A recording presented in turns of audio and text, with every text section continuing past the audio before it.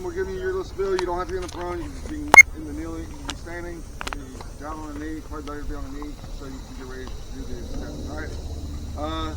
The first thing is first, place and fire. You're going to inventory the component of the shock tube assembly with the M814 initiator and the M7 bandolier.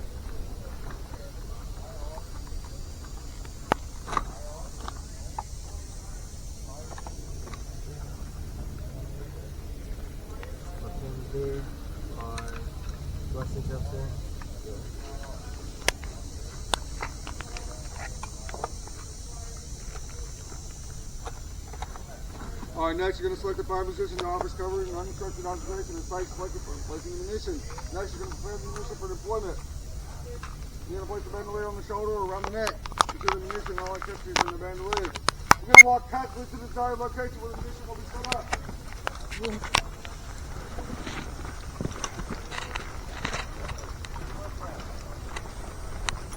Alright, when you get down here, you're going to assume a prone position.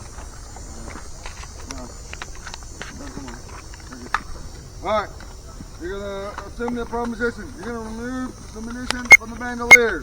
Note, in windy areas or when legs cannot be pressed into the ground, legs should be spread as far as they will go, about 180 degrees, so that the legs are to the front and rear of the mine, and the mine will not tip over. Understand the ground is extremely hard out here and out in our testing area. This is the method that you will use. Alright. Alright. You're going to aim the munition. Select an aiming point at ground level in front of the munition point. Position one eye about 6 inches to the rear of the sight, just like you just did there. There's going to be a single silhouette out on the testing lanes. That's what you will aim at. All 3 lanes aim at the exact same silhouette. Alright, you're going to arm the munition. Remove the blasting cap from the spool's cavity. Do not hold the blasting cap in your hand. Measure 1 meter of shock tube and replace the blasting cap inside the spool's cavity until ready to arm. I will grab 2 arms length words. Some people got short arms and you don't want to screw yourself over when you do your knot and then end up yanking the blasting cap out of the spool cavity, because then you'll be no-go. Alright, you're going to secure the firing wire about 1 meter to the rear of the munition so the munition will remain aligned with the firing wire is sharp using a stake. Everybody needs to watch how you tie this up. This wire is very stiff. Pinch your fingers, put it through, spread them open, pinch again, overlap, and good to go. Okay. Use this method. We've tried a dozen different methods. It's so stiff that it will come undone. If it comes undone after you've moved away from this step, it's going to be a no-go. All right, so let me do it. Index finger and thumb, pinch together, put it through, spread them open, pinch again, overlap. There, you're good to go. All right, you're going to arm the munition, remove the blasting cap from this. Excuse me. Yes, remove the blasting cap from the spool's cavity. Do not hold the blasting cap in your hand. Oh, sorry, my bad. Unscrew one of the shipping plug priming adapters from the munition. Slide the slotted end of the shipping plug priming adapter onto the firing wire of the blasting cap between the crimped connections and the blasting cap. You're going to pull the excess wire through the slotted end of the adapter until the top of the blasting cap is firmly seated in the bottom portion of the shipping plug priming adapter. You're going to screw the adapter with the blasting cap into the detonator well. Then you're going to check the aim of the ammunition and ensure the point of aim has not changed. If it has changed, just re-aim it at the target. All right. Next, you're going to unspool and camouflage the remaining shock tube while moving tactically back to the firing position. Now I'm going to sling the weapon on my back because it's no longer needed. All right.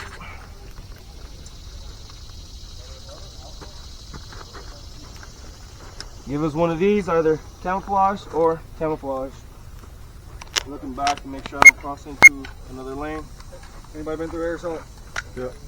Every time you come up foot hits the ground, you say air assault, just treat it the same way. Every time you left foot hits the ground, just say camouflage. Okay. If you get all the way down to the last, like right by the stake, and you haven't said camouflage yet, you're going to be a no-go. If you have not camouflage, just sit up here. Okay. That's a verbal camouflage. Yeah, it's verbal. You don't have to actually camouflage. Just say I'm camouflaging. I'm camouflaging. No.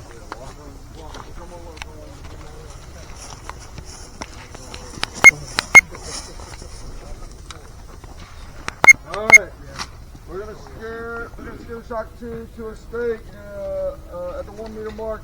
You're gonna watch him. He's about to, from the initiator side, you're gonna pull it out. You're gonna measure 1 meter, 2 arm lengths if you want. It'll cap out. So if you pull it all the way through, this will be your end. All right, that's my 2 arms length. And you're gonna put the initiator back onto the spool. So you advise just unspooling it all the way if you want to be on the safe side. Okay. I just do it. It doesn't hurt.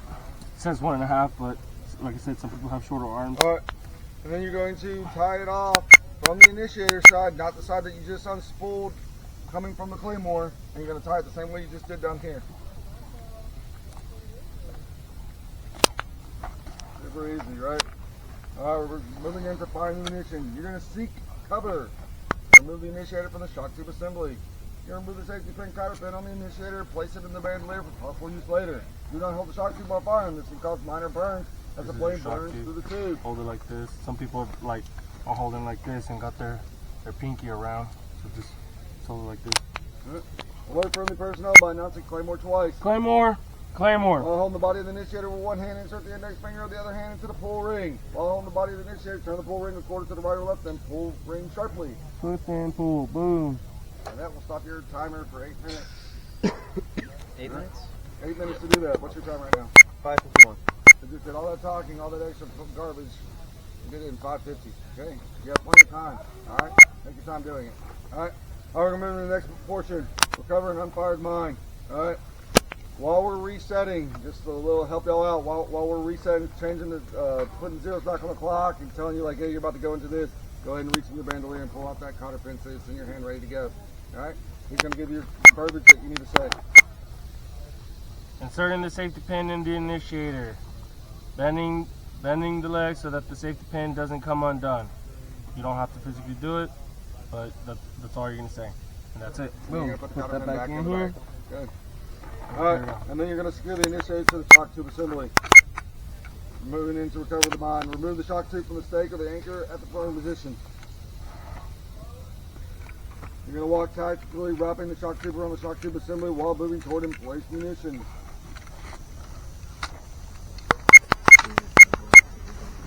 Yep, that's it. I prefer that you guys walk slower so that way you don't create a gaggle fuck up spool. Once you get to the very end, so walk slow but spool fast.